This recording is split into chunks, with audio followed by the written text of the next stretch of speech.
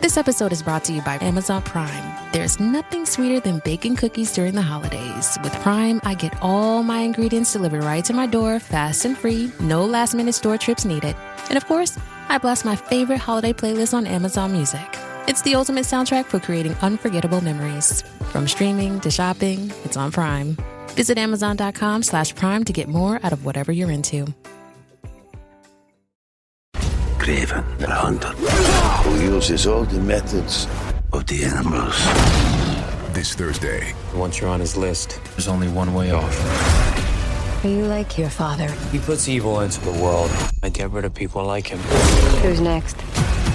Witness the making of a new Marvel villain. You think you're some kind of honor. You're a criminal, just like our father. Aaron Taylor Johnson is Craven the Hunter. Rated R. Under 17, not admitted without parent. In theaters Thursday.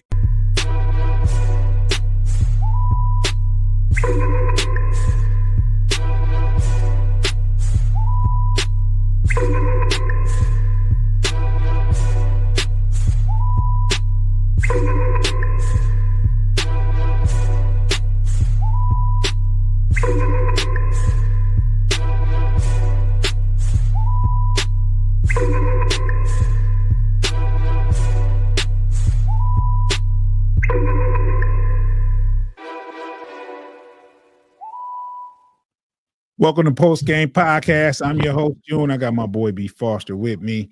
And before we get into this show, I want to ask everyone to subscribe to Bleachers, the speakers on YouTube, and make sure you follow us on all the aggregators out there. Make sure that notification bell is on, so when we drop new content, you will get a notification and download those episodes.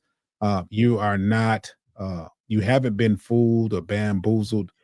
The topic, the name of the show, Central Division Showdown, is where we partner up with NBA, FFSN affiliates from the Central Division, and we do a show together.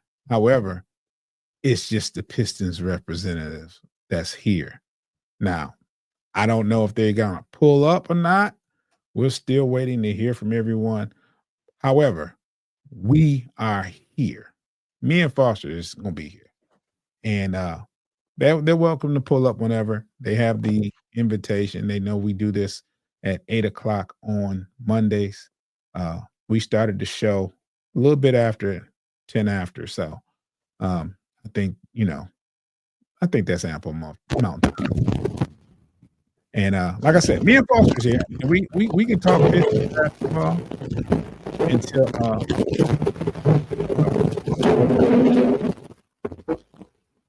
do you hear all that, bro? I did hear a little echo or feedback for a little bit. There was a bunch of feedback. I don't know what's going on. I don't hear it now, but I did for a quick second. Yeah. Anyway, me and Foster's here. And like I said, I love my Pistons team, so I can talk about them until they get here. So I don't want to do anything that I might have to run back. But put it like this: if they're not here, we won't run it back. But the last 3 games, Foster, I think the last Central Division show we talked about, they asked you, what do you think? What's the outlook for the next 3 games? And you said 1-3. And there 1 it and was. 2, right? Oh, 1-2. My fault. 1 out of the last 3. One out of the last 3. One out of the last 3. And they asked, what out of the next 3, how many wins would you get? And you said we'll probably get 1 out of those 3 because there were 3 tough opponents. Those opponents being Boston, Milwaukee, and the Knicks. Now, anybody else looking at what's going on would probably say, "Oh, the Pistons drop all 3." But Foster said, "We're going to get 1 of those," and that it is indeed what happened. The Pistons wound up defeating the Knicks.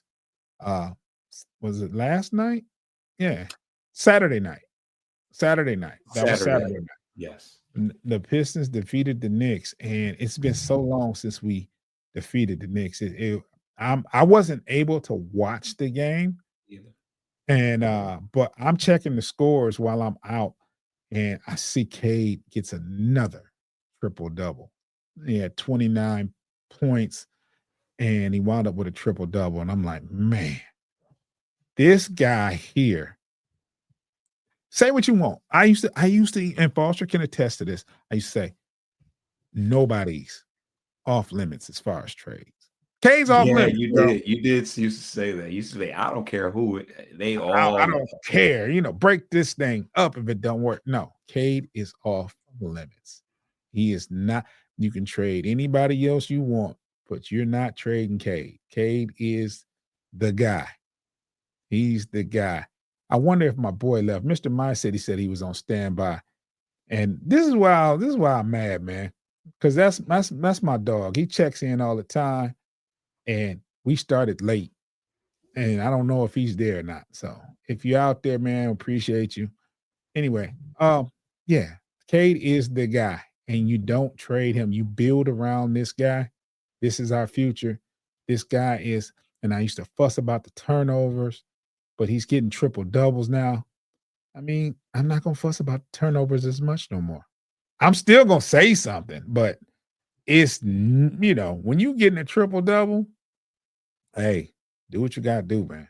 Do what you got to do. I just don't like the unforced turnovers, the very bad passes. There was one time this season where the inbound pass, there was no one down there, and they just threw it away. And those are the kind of turnovers that I just can't stand. Now, if somebody's interfering with a pass and you turn it over, that's different. But oh my gosh, well, hold on, I got to do a sound effect for this one because we got somebody here. We got somebody. There we go. There we go. There we go.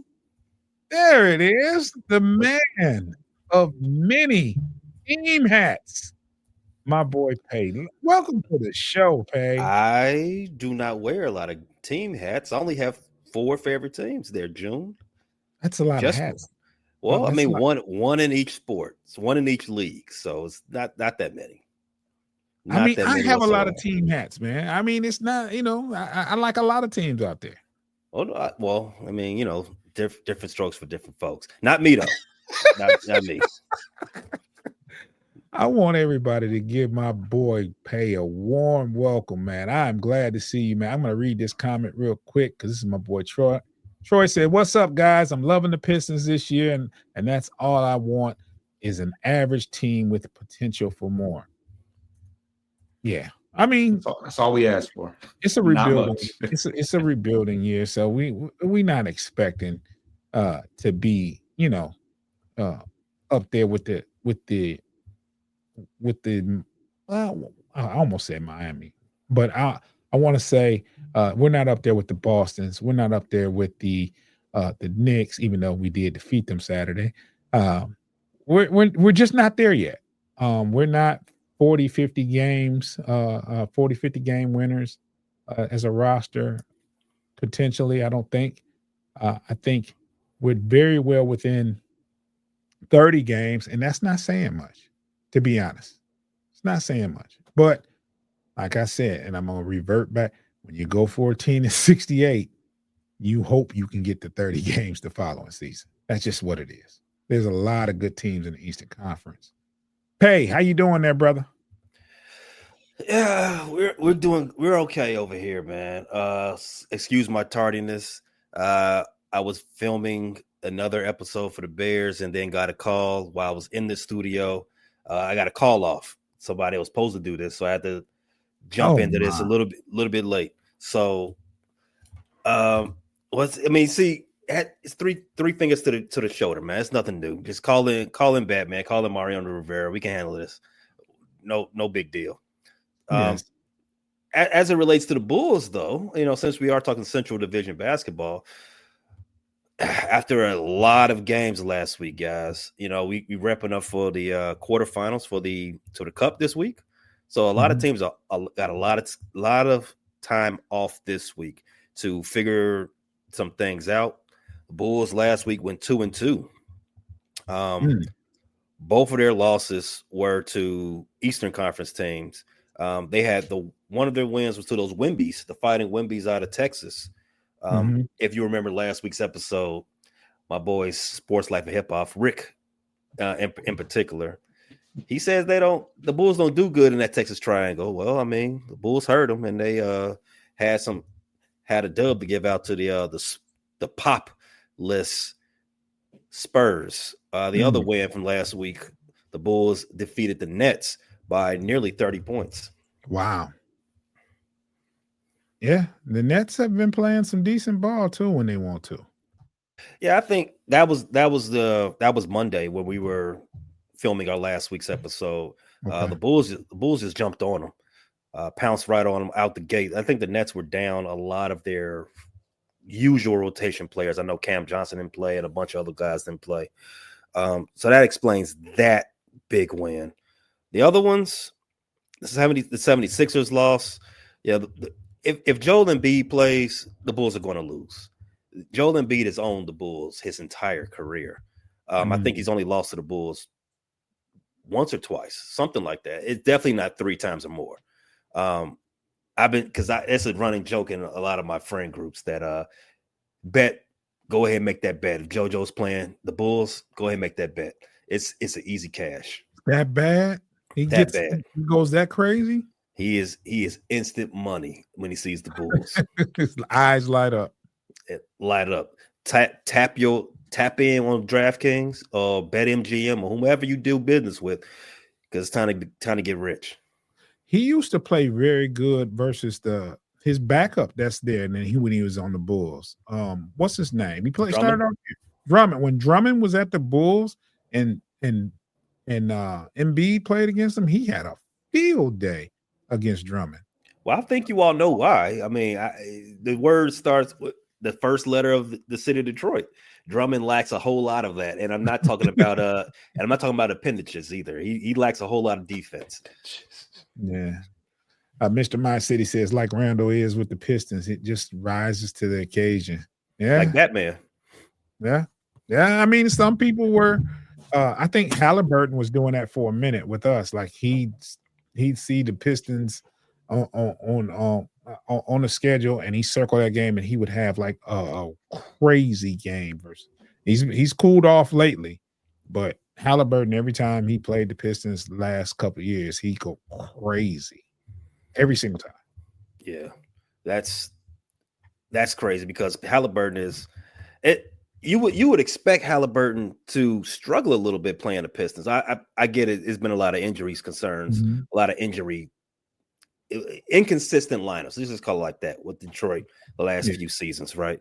But if you are healthy, I would assume that Halliburton would not be able to go crazy against that type of thing because it's a whole lot of length in that backcourt. Balls. Yeah. Well, so Halliburton has been with Indiana for a year. Well, prior, because he really hasn't been great this year against the Pistons. Last year, we beat him, but he's only been on the Pacers prior to this year. It's only been like a year and a half, I think, because he got traded at the All-Star. I mean the deadline, and then he played a full year outside of his injuries last year. So, not a huge sample size probably, but he went on record to say, man, they passed me up for Killian or whatever he said. They passed me up, so I make sure I show them what I can do whenever he likes that matchup when he plays the Pistons. Mathurin does. He does. Mr. My City says, thought Mathurin would have a bigger grudge against us. I mean, him and who is he going against? Him and Ivy. They go at it. They're talking crazy to each other on the court. I kind of like that. I kind of like that because Ivy had a very good game versus them the last time they played, and they was talking crazy. That was the first time that he had kind of matched energy, honestly. Yeah. The only thing with Ivy though, my only complaint with Ivy is his inconsistency. It's like when he's off, he disappears totally. Like I like a player that if you can't score, you find other ways to contribute, and he just doesn't. He doesn't do anything when he's not scoring. It's just nothing else. He doesn't add much defense, no passing, he's just liability out there when he's not scoring, when he's having the off night. The better players will find other things to do to help their team if their shots off. That's just what it is. Right. And so, Yeah, I don't think it's for lack of an effort. I just think no, I don't think it's lack of effort. I just think he just, the leader, like K to have a shooting, he'll have an off night shooting, but those rebounds and assists are there. So, he's going to find other ways, and he's going to hit some. He might have an off night shooting, but he's going to hit some key shots. He's going to hit a couple clutch ones. I was going to ask everyone while they were here to give their team like a little grade, and I wanted to compare when they thought about their grading compared to where they were last year at this time. And the reason why I said that is because if it was up to me and Foster grading, they would get a high mark, and to have a high mark at 10 and 15, you had to say why, right? But if you haven't, like I said, if you didn't pay attention in comparison to last year, they definitely get a high mark. And it has nothing to do with wins or losses. It has everything to do with the way they're approaching the game. It's a different energy than it was last year. It was like, how many games are we going to lose in a row around this time of the year? This time last year. Whereas now is, how many games can we win in a row? You know what I'm saying? Even though, like I said, we 10 and 15, we won 14 games last year. We won 10. I can't tell you. I think we got to 4 games. We won 4 games. It took us to January to win 4 games last year. So to be at 10 wins right now in December, it may not speak volumes as a franchise, but in comparison to last year, I got I have high regards in comparison, and it's crazy because it was me and Foster's first year talking about the Pistons, and we had to endure that season. So Foster, what do you think about this season? So yeah, I definitely don't want to use last year as a measuring stick, because that's kind of like, you're setting the bar so low that it's not even worth speaking about really. But overall, I would give the team, if we're talking just overall full body of work, I would say somewhere in the C area. C, maybe a solid C. We have a lot of new, a lot of new members of the team. You got, 2 rookies that are getting how many rookies are getting minutes right now? Just one, right? Holland. Just Ron Holland's getting minutes right now. You got Beasley, you got Hardaway. So you got a decent enough amount of new pieces that you're trying to work into things. But overall, I gotta say I'm pretty pleased. Just the energy of the team is just in a different place. You saw a lot of dejected faces on the bench day in and day out for weeks upon weeks, months upon months. And although we have had some tough games where we struggled, there's definitely been some high points. The team is just in a better place. There's more, social media does a lot for you to get a vibe of the just the temperature around the locker room, and you can see Cade going live on the private jet and just seeing how the team has, because it looks crazy when you're in the midst of a long losing streak and you're posting happy pictures on social media. You kind of got to tone all that down when you're struggling like that. So just the fact that we're building a culture and identity, and somewhat giving the fans something to talk about. I'm pretty pleased, but I don't want to give them too high of marks, because I'm kind of past the point of being like complacent with not being a zero, 20 loss in a row type team. I'm to the point now to where, first, we're in a position where we want to be. We're in the discussion for a play-in type situation. We're evaluating the team, and we can really look at, okay, what pieces do we want to keep? What pieces are, can we move to improve, going forward? Because I think we're to the point to where it's like we shouldn't hang our hats on, let's see who's in the who we can pick out of the lottery. I think we're all beyond that point. No. Hey, what's up with the Bulls, man? What are you thinking as far as a early season grade? So you said let's grade this team, and you want to base it off of two things: just basically what you see this season, and kind of like what you saw from them last year. Yeah. So at this very point last year, December 8th, the Bulls had won their 9th game of the season. So they're one game better than that pace of last year. They're one game better this year than they were last year at the same point in time. So that is a step in the right direction if we were to, call the glass half full. However, I'm one of the only people on my channel that thinks the Bulls are decent, right? Everybody else, Rick, Zeke, Q, they think the Bulls suck. They think they're mid at best. Yeah. I think the Bulls should be better than 10 and 15. So I think the grade I would have them, I would give them a grade that you can't come into my dad's house with. You can't come into my dad's house with a less than a C. In fact, right. you come in with a C, you getting that second snatched out of your room. I'm giving the Bulls a D. You gotta hide that report card. You gotta forge it, do something. You gotta take the phone off the hook so the teachers can't call the crib, something like that. This is hitting different right now. It's definitely so. The Bulls, they haven't had any major injuries this season, and yet they are 10 and 15. Pat Williams is hurt. Pat Williams doesn't contribute to anything that this team does or that this team needs. He is a guy. He is a J-A-G, just a guy. He's just there getting a check. Kobe White has been a little hurt. He's missed a couple of games, but that would be an issue. But Ayo Dosunmu, he's been playing great when he started. I think Ayo Dosunmu started 12 games this season, and he's been fantastic the entire time. I was a fan of him when he was at Illinois. He was a very good player. He was Mr. Illinois for a couple of years, and he's got his jersey already in the rafters up there in Champaign. He's very good. He was a dog. He's a dog. Yeah.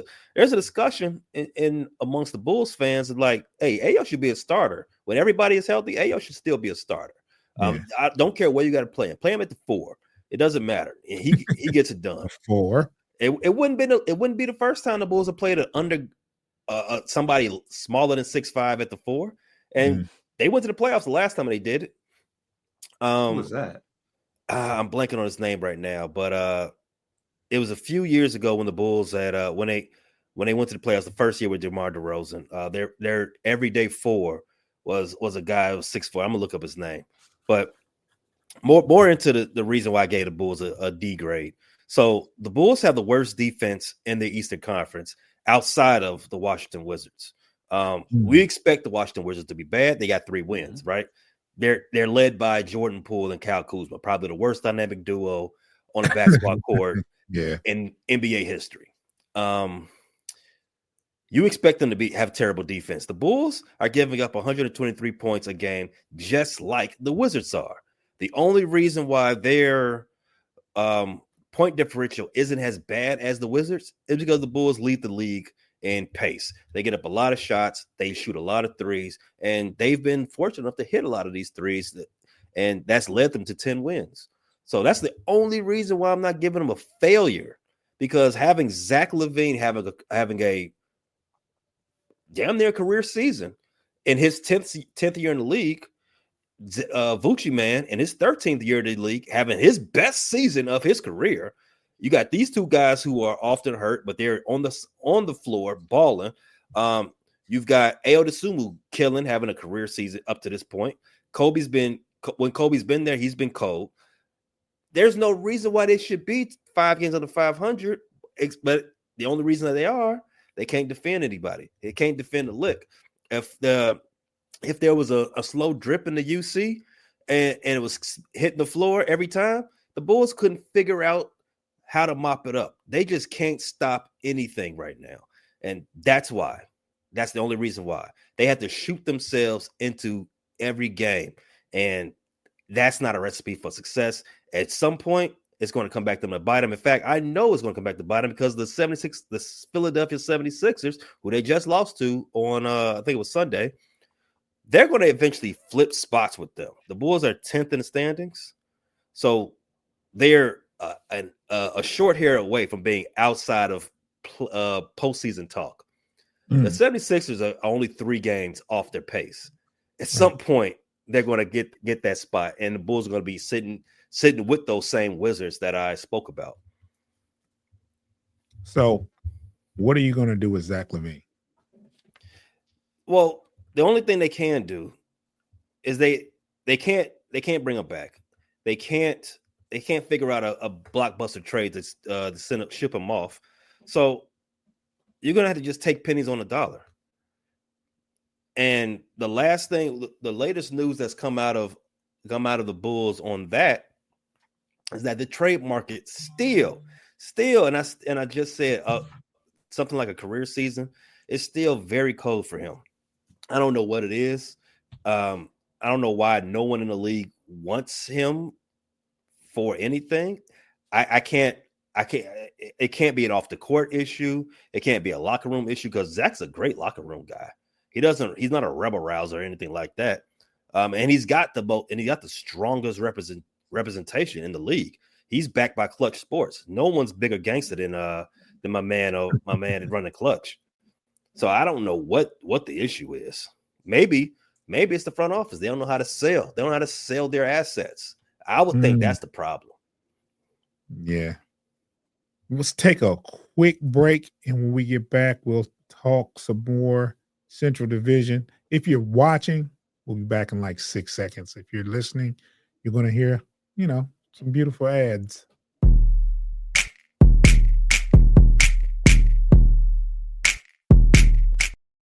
We're back to the Central Division Showdown, episode 7. I really wanted to hear from Tate this week. I think did he say he wasn't going to show? Oh, you know what? Here's the name, Javonte Green. He started at power forward for 45 games, and he was like 6'6", maybe. It's still short. He's definitely not. He's not. He's 6'4". If he's listed at 6'4", he's listed at 6'4". So know he's not 6'4". I get all those greens. And if you ask, there's a lot of greens in the league. Yeah, so it's a lot of greens in the league, right? One of them, Dre. And he played taller than what he was, though. He did. If you ask me, back then he was the Bulls' most important player. All he did was defend. He defended 4 positions. He was the toughest guy. Yeah. And he can finish a crib. Yeah. That's all you need from a 3-and-D guy. Play defense and finish a crib. Yeah, I think Cleveland went without. I think they lost 1 out of the last 3, if I'm not mistaken. I can't remember who they lost to, but they did get swept by Atlanta. We talked about that. We talked about that. But they had 3 games after that. Mm-hmm. They beat Boston. We talked about that. They destroyed the Wizards, beat the Nuggets, beat the Hornets, and lost to the Heat. Yeah, and that was recent. The most recent loss, I believe. Sunday. Yeah, they lost to the Heat. The Heat is a hard team to figure out because the Heat will look like they don't belong, and then they'll play somebody and they'll just look awesome. Well coached. They're well coached. They are well coached. They stay within themselves. They know what works for them, and they just go after it. And this is without the bucket man. They're playing. What's his name? Butler's hurt. Butler. Yeah, he's been hurt. Yeah. I mean, I don't know. Miami's so kind of. I don't know. I don't really follow Miami that tough, and Butler's getting old.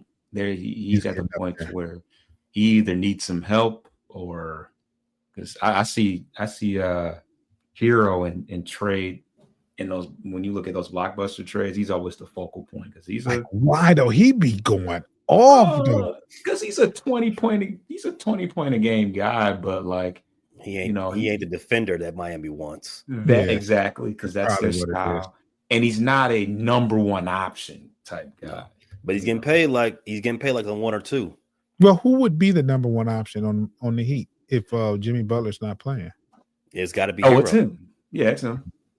Okay. Because it definitely ain't Bam. It's not Bam is a scrap guy.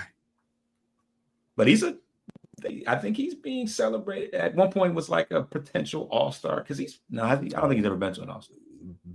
Bam is an all-star player. He's an all-star caliber player, but he ain't that next level. He ain't stupid. They don't run plays for Bam. He's not Embiid. No, he's not Embiid for sure. I think a few years ago he had peaked. I had him in like the top 20 guys. Like he was right there ready. And I think that playoff run, I just like he showed everybody like, man, if the guy that he has to defend is like a traditional big, he ain't got it. He ain't got it on offense. He definitely can't defend him. So like he don't even try to like, still go get his shot. He'll pass it off every time. Like you can't have that in the top 20. You definitely can't have that as your top 1 or 2 offensive focal points. Yeah, you gotta go get it as a top guy. Yeah. The Bucks, they've been hot. They did run into a Boston team, and that was a very, very close game, which they were winning most of the game. They just lost it in the fourth quarter. But the Bucks, and I think they found their way.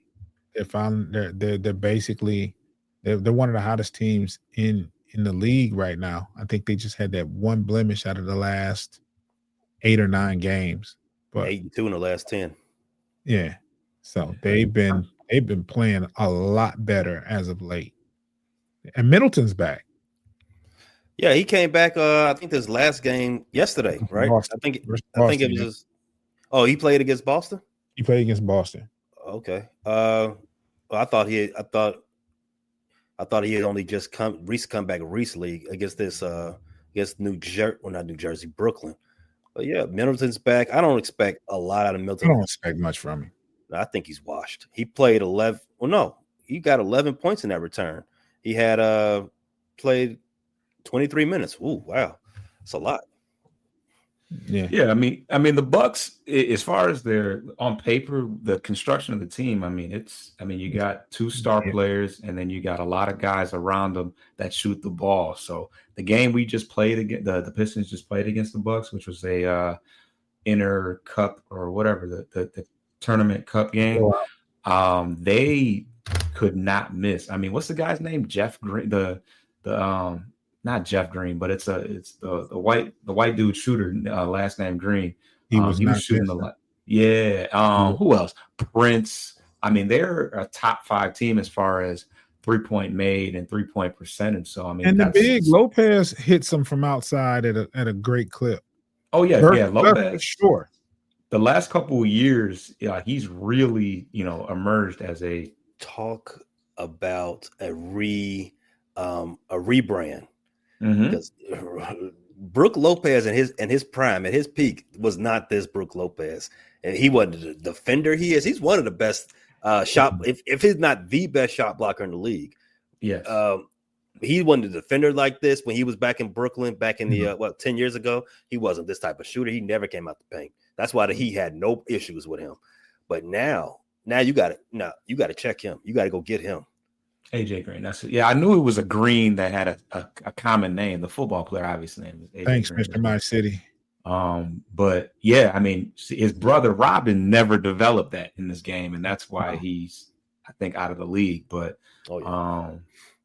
but yeah, they are they're a pretty well comprised team now that they've got things going. So they're gonna be dangerous, because I mean they had that early stretch, but there's a lot of basketball to be played, and they're catching the rhythm already. Yeah, I had a Buck fan tell me what they need to do, and his suggestion was to get a point guard and move Dame to shooting guard. And I was I said, it's just a matter of who, as far as if you're going to do that. Who is the shooting guard now, quote unquote? Oh, it's Trent. I think sometimes it's Gary Trent, and sometimes it's Gary Trent until Chris is ready. Yeah. Right. Okay, which is who probably Middleton played. will be the shooting guard because Middleton's not back yet. Oh, I thought Middleton played the 3 though. I mean, he could, but I mean, you know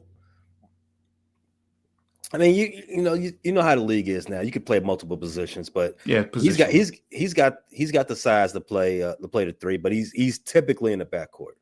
Yeah. It just depends on with the Bucks. It just depends on who's available. Chris has been moved around, and sometimes he winds up bringing the ball up a lot of when he was healthy. He would bring. I was going to say probably not so much now, but yeah. So I think it's time. I think it's time for Dame to come off the ball. Yeah. I think he's a great shooter, but I think he's still going to want the ball in his hands a lot, though. But didn't they try to do that in Portland and he was not pleased? Yeah. Probably, yeah.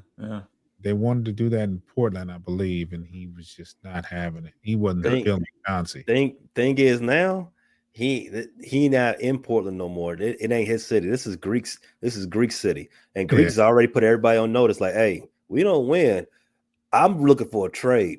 And we all can see the writing on the wall with not only Greek, with what Greek said, but with Dame as far as his playing ability, right? He ain't his best days are behind him. I mean, that's no slight to him right now. He's mid 30s, right? So, and he's got another 3-4 years left on that. A huge deal. If they don't win this year, they need to start trying to get out of that deal immediately. And that's the tricky thing, is because they have what, 3? I mean, I don't know how much Middleton's getting paid, which is probably a lot, but probably, not as much, in this day and age. But when you have big contracts like that, you don't have the wiggle room to bring in more players. You gotta get creative as far as adding those compliments when you start adding a couple of those big contracts. So, well, you'll see teams like if you want to shop Dame, you'll see teams like the Lakers that want to jump out there and I'm telling you, they'll definitely fish for it. Yeah, they will. They said that about Levine too, but I haven't seen that. They love a star that doesn't fit. That's for sure. Trying to put those circles and those square pegs. How I know you got the standings in front of you. How have the Pacers looked these last 3 games? So the Pacers have, I think they went 2-1 the last 3 games, and I'll read them off to you right now. So they lost last night to the Hornets. They beat the Bulls, and they actually went 1-2 the last 3 games. So they lost to the Nets, beat the Bulls on Friday, and lost to the Hornets last night. Close game against the Hornets. Now the Hornets, they're missing their point guard, right? LaMelo's back. LaMelo's back. Okay. He's back. Yeah. What was the stat line for him? LaMelo Ball gave the Pacers. Let's see. And I want to know Miller's as well. So LaMelo Ball, in fact, Miller, he's been on a streak of 27 straight, 10 straight games with 27 and some points, right? Yeah. Wow. So in this game, he only had 26. So it was an off night for him. 50% from the floor, though. 4 trays for Brandon Miller. He's arrived. Yeah. He's a dog. We saw that monster. He had like 8 threes versus us the last time. Oh my God, that was awful. He at every shot hit the bottom of the net. It was no rattling of the rim, contested, whatever. It just, oh man, splash. What did LaMelo have? LaMelo is not back. I thought I heard he was back, so no, he's not back yet. Yeah. Oh. And they're winning some games without him. That's crazy. Yeah, again, they're only 3 games behind the pace of both of these teams, the Pistons and the Bulls. Because we get the same record, right? Or But we have the Miller, same amount of wins. I co-sign that. Yeah. 10 and 15, both teams. Yeah. Okay. And like I said, But I we talked co-sign about that pick. and this guy, Mr. My City says Indianapolis guy TJ McDonald, the Piston killer. Now He is. I'm gonna tell you this: it's hustling little guard. He's a pesky guard, and he hits every single mid range when he gets hot, and he's just always around the rim. I mean, he just spells, and I don't know if it happens versus a lot of other teams, but when it comes to the Pistons, he gets his buckets. He makes his minutes count versus us. Who's the guy on the Celtics? Similar game. Pritchard and Hauser didn't miss a Pritchard. shot. Oh my God, yeah, Hauser. They went crazy. The Boston went crazy versus us without Tatum. Like Pritchard and Hauser did not miss. So it was like, good old Central Division. I'm glad Boston's not in our division. Yeah, that'd be bad for everybody, right? Yeah, that would be bad for everybody. So our division leader would be Cleveland. Is Cleveland, and they are standing what 20-5. The Cleveland Cavaliers are 21-4. 21-4. Jesus, that's still incredible. What's crazy is how well the Magic are playing. I mean, granted, Wagner just got hurt. Their two top players both have injured obliques. Obliques. Yeah. Mm-hmm. But the Magic. But yeah, you're right. They're 17-9. Mm-hmm. They've been playing despite all that. Ball. They've been playing phenomenal ball, even though they're how long has Wagner been hurt? He just got hurt. Okay. Yeah. That just and I was gonna say he's arrived. I mean, he's the real deal. Yeah, you saw that in the playoffs last year.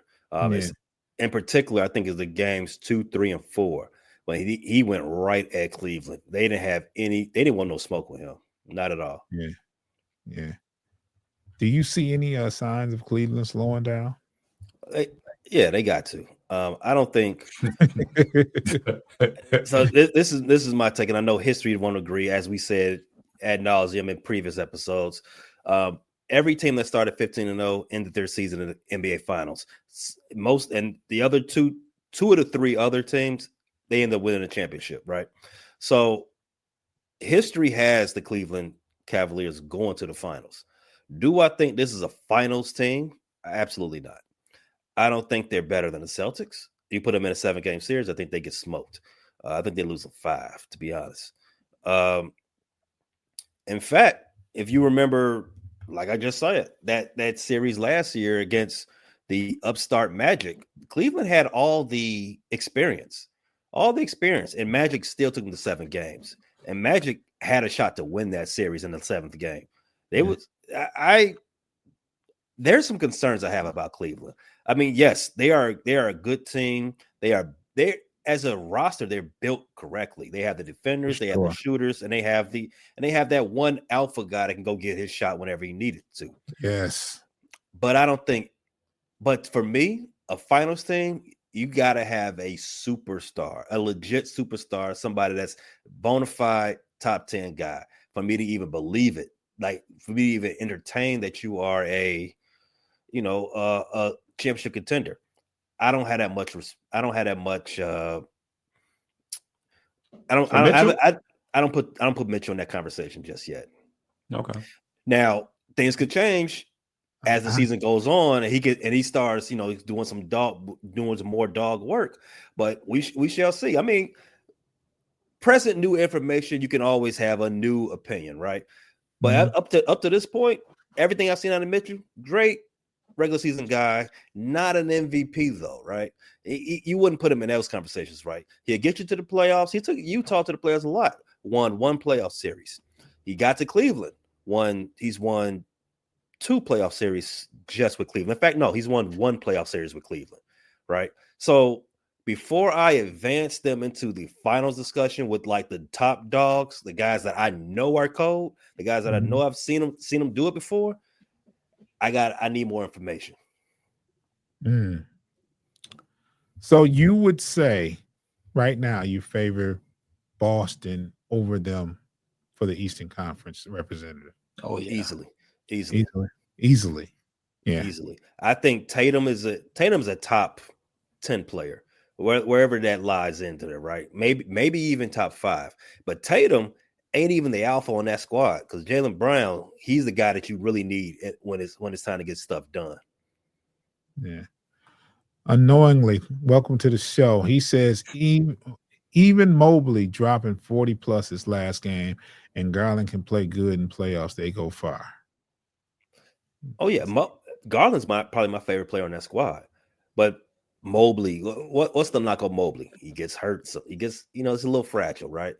I kind of agree. I thought the knock on him was more just inconsistency. Probably. That's probably. I mean, when he says 40, he's been relatively healthy. But I just thought he just didn't. The offense doesn't. It doesn't move to him. Yeah, it doesn't move to him, and it's he has to get his out the mud, so to speak. So I agree to have like 20 a game. He has to scrape for everything he gets. Right. I think his inconsistency could be tied down to the roster construction, right? System, right. He's not, even with all the talent in the world, he can do it. He can average 18 and 11 if he wanted to with a block and a half. But he's playing next to Jared Allen, and he's on the team with Spider, and he's on the team with Garland. He's got to get his, like you said, you got to get it out the mud. He got to get his where he got to get in where he fit in. So I agree with Tate. Tate said last week that they may have to get off Jared Allen just to go get that next piece that they need to go to that next level. He was talking about Ingram. He was talking about, yeah, go trade for Ingram. See how far that gets you. Another guy that's fragile and inconsistent. That's a fragile person that's off and on in on the injured list and stuff like that. So that's another. Yeah, so if Ty Jerome and Karras can step up, they can go 7. But I don't see Cleveland beating Boston. I forgot about those role players. Don't depend on Ty. I'm thinking he's having a pretty decent year, but Jerome and what's the other guy? The Michigan guy. What's his name? Oh, hold on. I gotta address this. Unknowingly, there will be no thing. What's his name? I gotta read this. Fast. Levert. Free Cade, Pistons wasting his career. Therefore, I'm gonna stop reading there. I'm sorry. No, there will be none. He's got the burner account appearance, so it's like there's no time. I'm just kidding. I'm gonna read it. Free Cade, Pistons waiting his career. They're frauds. Will never win without another superstar. Don't matter if they're young. There are so many good teams that have so many superstars. The only thing I'm gonna say that even though it was 20 years ago, we won the championship without any stars. So usually frauds are teams that Rasheed Wallace. I mean, he got there half the year. Yeah, I mean, usually frauds are categorized as teams that have the media has decided has arrived. I mean, we haven't really. I don't think frauds is the word to use, but you can. I mean, 10 and 15, you're not frauds. The 10 and 15, you can't call them frauds. No. Free Cade. We are who we are. What the record says. If you say Free Cade, I mean, I can't argue with you there. But I mean, to say we're frauds is kind of wild. Yeah. Flag on a play. You got to use a better descriptor. Gavin Anthony says the one I'm concerned with the Cavs is versus Boston is that when we played them, they didn't have Porzingis the first time, and the second they didn't have Jaylen Brown. We didn't have Max Strus, but still, Strus. My city agrees with me with the team ball type thing. And to be fair, Boston has an off-injured, fragile guy too, the unicorn. But they've already showed you they don't need him to get buckets. They don't need him in the regular season. They don't need him in the playoffs. They was getting past teams whole series without him, right? Even some people will say, they had an easy road to the finals, and I get that. I agree. They could have lost to Indiana if it wasn't for Jaylen Brown and his heroics. But the point being, you've seen them do it. You've seen them scrap. You've seen what they can do with adversity and against it, right? Yeah. Donovan Mitchell's won 2 playoff series his entire career. He's good for crazy scoring explosions and losses. So I want to see him do it a little bit. Garrett Garland, I love his game. He's got to put on for an entire series. He's got to put on for an entire series against a dog like Drew Holiday, who has done it again and again and again. Right, Derek White. What can you do against that type of bulldog defense in the backcourt? They got to prove it. Yeah. Annoyingly says Lakers need to trade D'Lo and Reeves for another person to help Brown and AD. They need a center so AD can play power forward. We know what he can do when he plays power forward. I agree. They've been saying that for so many years. It just never happened. The thing is, the Bulls have a center that they're trying to get off too, and he would fit perfectly in LA. The thing with LA, man, and I'm a big LeBron fan, but the problem with the Lakers is LeBron and the Lakers, their need for stars, right? They don't bring it in Russell Westbrook. Case in point, the better play was to go get Buddy Hield and a couple of other guys who were cheaper and would space the floor, give you exactly what you needed. No, they had to get a star. They had to get a star so they can always sell tickets when LeBron wants to take his week off, take his PTO during January and February. And when AD, when he falls, hits the floor too hard, they need another star out there. Right. And you saw how that goes. You can't Russell ain't that. He ain't that guy no more. He's got a name, but he ain't that guy. And they're going to continue to be a mid team until they say, hey, you know what? Let's build an actual roster. And but not to cut your wisdom, but I do also recall times where they went and got like a Rui Hachimura, a Taurean Prince, a Malik Beasley, Vanderbilt, who's always hurt. But I feel like they have tried that sometimes too. But for whatever reason, I guess none of those dudes were centers. But no. But for whatever reason, it just never seems to it hasn't panned out for them since the bubble years. So I don't know. But they say that Vooch is available for 2 second-round picks. I don't know the validity. It doesn't sound, because that sounds there's no market for them. These guys would have been gone off the Bulls. I'll take Vooch for 2 seconds. Let's make that happen. He's currently on pace. And again, shout out to my boys, Sports Life and Help Out, Zeke and Rick, doing great work over there on their pod. They were saying, yo, this is the Vooch we see all the time. No, it ain't. Vooch has not been a 20 and 10 plus guy since he got to the Bulls. He's been very low. He's missed more crips than you can count. He's close to having a 50-40-90 season right now. Look up the numbers. He is crazy. Automatic. Like that's magic. That's magic. Like it's crazy right now. And there's no market for him. No one, maybe because of his age, maybe because and I don't think he's getting paid too much anymore. I think he's in the last year or two of his contract. So, I mean, if you're really serious about competing, if you're really serious about winning, you might as well go all in right now and just eat the charge later. I mean, teams do it all the time. Shout out to the New York Mets. Yeah. Oh my God. The Warriors is a team that I feel like I've seen, because they never really have centers. I feel like no. Who's the guy they have? He's undersized. I can't think. I want to call him Space. I know what you're talking about, but it's not Space, but it's somebody. Space that was a minute ago. Yeah. But he's in that same mold though. He's like He's the scrap guy. Yes. While we're talking about the West, who comes out of the West?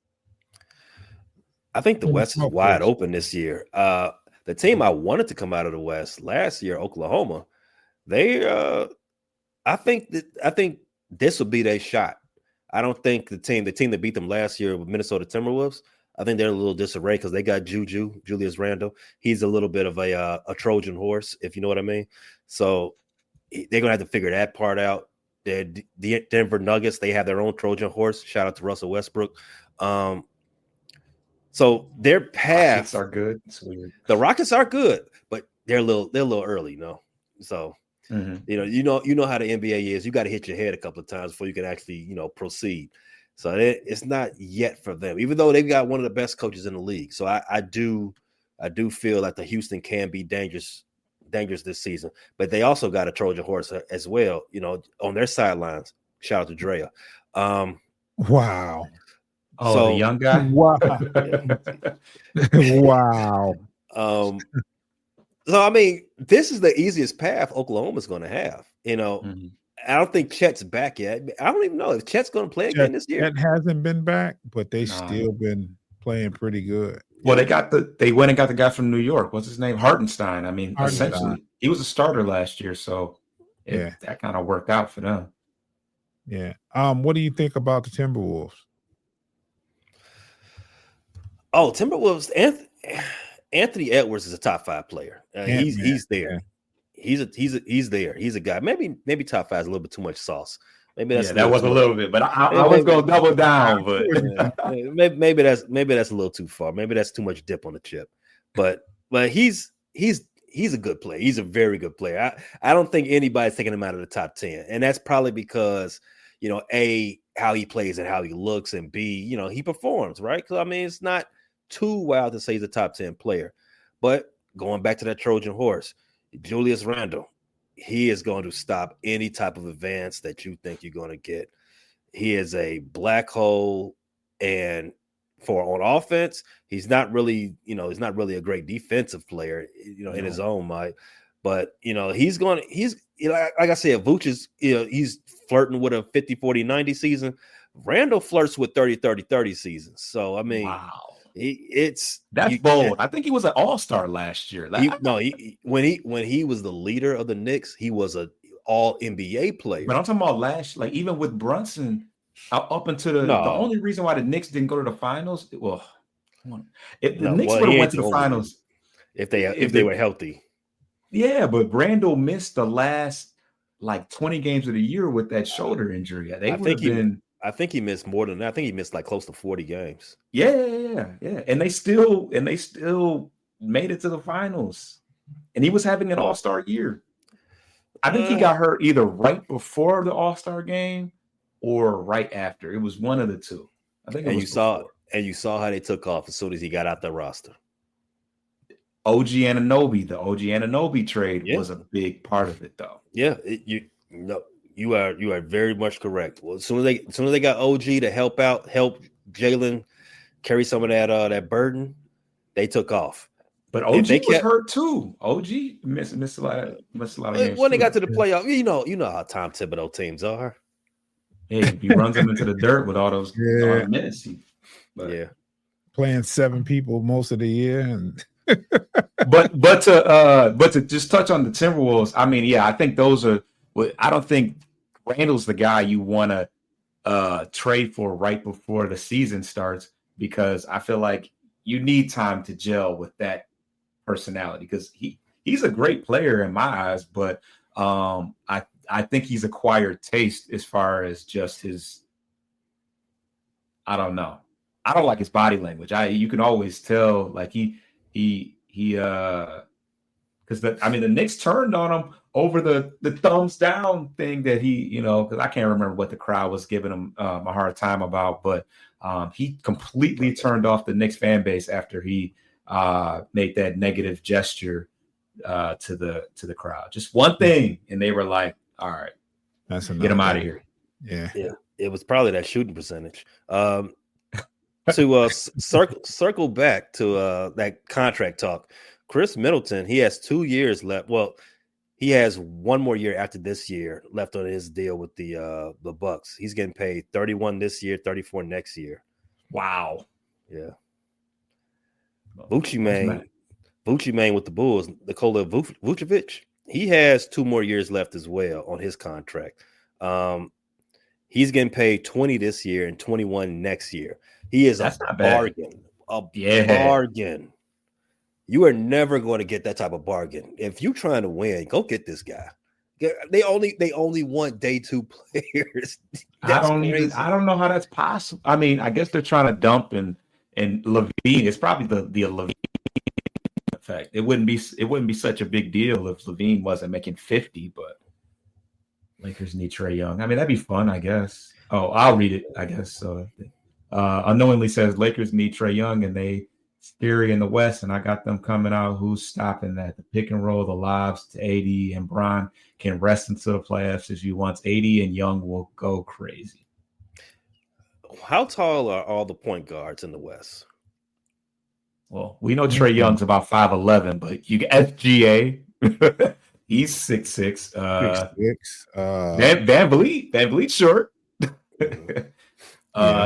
Timberwolves got Conley. Hey, some of these point guards aren't that tall. Right. Jamal Murray's he's 6'4". My point is, you come into a playoff series, you gotta get some dirt on your chest, right? You gotta get some you gotta squabble up, as they say out there in LA. And right. Trey Van Vliet, even though he's solid. Yeah, he is. He's solid and he's tested. He's gonna come right through your chest. And a ring. I would love to see LA's offense with Trae Young, but that goes back to the problem. Too many stars. It's too much box office. Let's, just tone it down a little bit. Jack Nicholson don't even come to the games no more. You ain't got it. Who you impressing? Just relax. Go get you some role players, some 3-and-Ds. They cheap. Go get them. Kyle Anderson. He's not a point guard though, is he?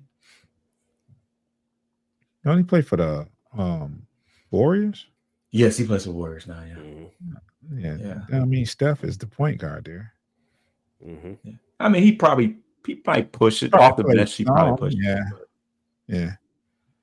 He's a reliable playmaker, though. Yeah, for sure. So we've reached the hour point. It's about time to wrap this up. I know Pay's like a busy person. He probably has a bunch of editing to do. Probably has a couple more shows tonight, So anyway, while you're here, why don't you tell everyone that may not know where they can find your shows, what all you do? I'm telling you, this guy's he's very talented. He has some wonderful shows. I catch the shows when I can, but hey, let the people know where they can find you. I'm the EP executive producer at the Frustrated Chicago Sports Fan channel /podcast. I say /podcast because we're available on audio anywhere you get your podcasts, Apple Podcasts, Spotify, YouTube Music, Amazon Music, Pandora, iHeartRadio, all the such. Under that same name and also /channel, we're also available on YouTube. Whole shows post there as well, audio and visual. We just recorded the Bears versus 49ers review. That'll be up tomorrow. We have our Bulls recaps and thoughts coming out, sporadically throughout the week. Some other stuff about Chicago baseball, whether or not this Chicago Sky is going to trade for Jewel Lloyd. That's another episode coming out this week as well. So great. It's a great time over there. We don't just talk Chicago only stuff. In fact, I posted a video this week of who's got the best pizza between New York and Chicago. I did not include Detroit into the conversation because I didn't think it was a good conversation to have. But maybe I'm wrong. But I did. I had a taste test. Those are two good places that I don't mind being left out of the conversation about. So. Me and June will shoot our own, and you know what? Yeah, it is what it is. I can't wait to see it. But yeah, that's another great video. It's a good fun time. I took some time. I did a B Foster. I took a day trip up to New York. Oh wow! Went around Lower Manhattan trying out pizza. Shading them on the way out the door. But it was fun. Check us out. I tried to hang out with Foster this weekend, and then out the blue, I got Red Wings tickets. I'm like, what? I saw that. You didn't even say anything about that. I'm like, what? Because it was like the day before. This is the kind of love he gets. Like I went with Coach. Coach. I went with Coach. He knows people. I don't do. I don't have to plug on Red Wings tickets like that. But I think Mr. Unknowingly is kind of going off here. He said nobody will stop Young. You know what he did in 2021. I think that was 2021. He carried his team to the conference finals by himself with no help. Telling me him and Brian with AD won't be scary. And he says respond to that. Well, okay. So I remember. Well, I think he's referring to the year that he put out the Knicks. He's a well documented Knicks killer. But yeah, I think it would be fun and exciting to watch.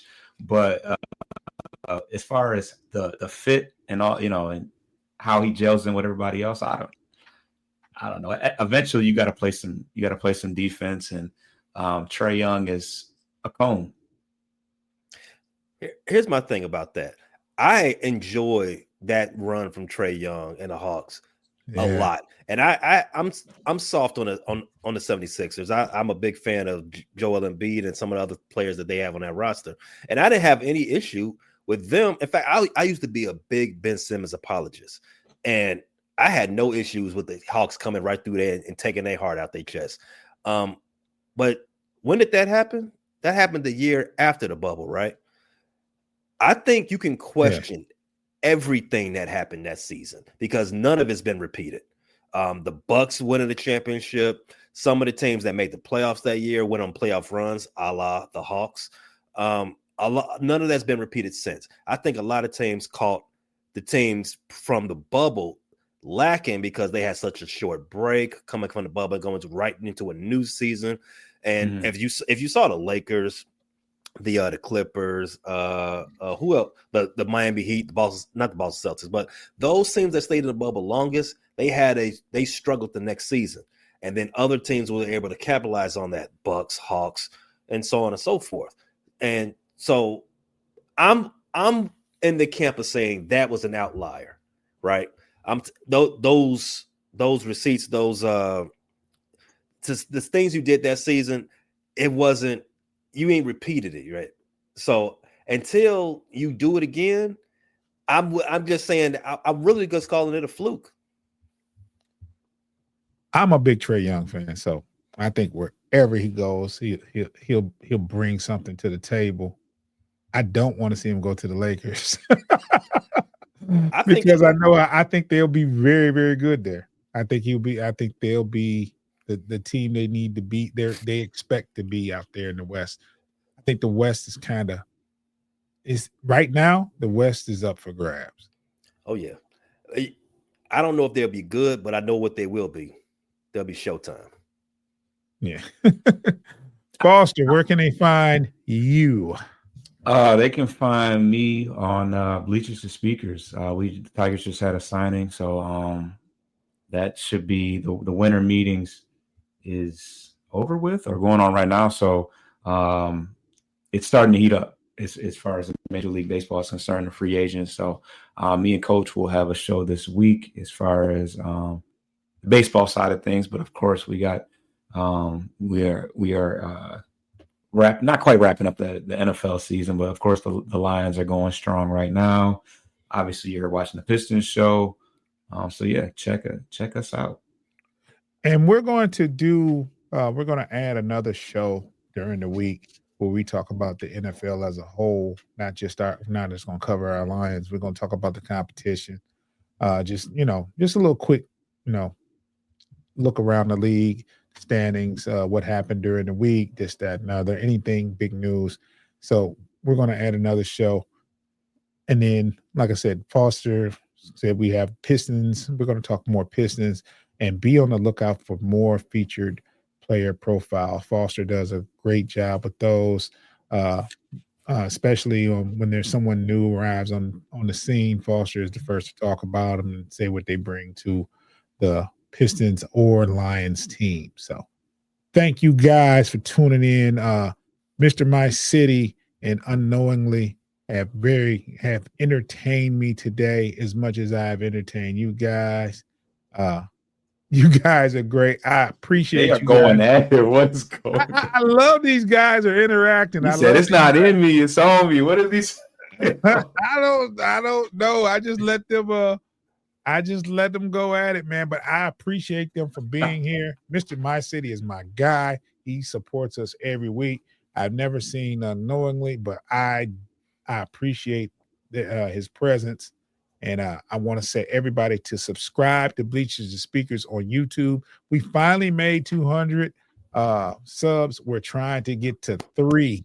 So please subscribe to Bleachers and Speakers on YouTube. Check us out on the podcast aggregators. That's Post Game Podcast, FFSN, and that's Bleachers and Speakers on YouTube.